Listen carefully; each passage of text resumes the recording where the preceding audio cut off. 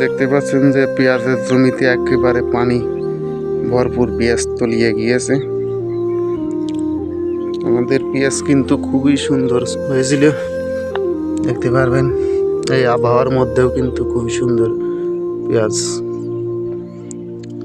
এখন পানি পেটে সব বের করে দিতেছি, এদিকের জমিতে দিয়ে দিছি, ওই দিকের জমিতে কিছু দিয়ে দিতেছি। তো পানি এসেছে হচ্ছে আপনার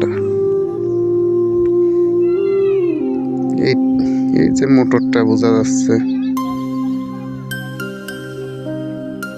এই মোটর থেকে পানি এসেছে। এটা সারা রাত চলছে মোটর, এই কারণেই আর কি পানি এসে আমাদের জমিটা যেহেতু দাবা, এই কারণেই আমাদের জমিতে বেঁধে গেছে। আমাদের জমিটা বুঝতে পারছেন কি, এখানে চারদিকের পেঁয়াজ থেকে কিন্তু আমাদের পেঁয়াজ পুরাটাই আলাদা।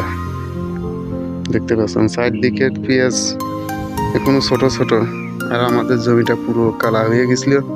এটাতে আমরা দ্বিতীয়বারের মতো পানি নিয়ে নিয়েছিলাম, তারপরে এসে পানি বেঁধেছে, এই কারণে আর কি আমাদের জমিতে বেশি। আর ওদিকে যা ওনারা একবারও পানি নিয়েছে, এই কারণে আর কি ওনাদের জমিতে বাঁধে নেই। এখন আমরা পানি সাইডে বের করে দিতেছি, কিছুই করার নাই, যেহেতু আবহাওয়াও খারাপ, পানি পুরাই নিষ্কাশন হবে না, তারপরে যতদূর সম্ভব নিষ্কাশন করতে হবে, কিছুই করার নাই, কপাল খারাপ।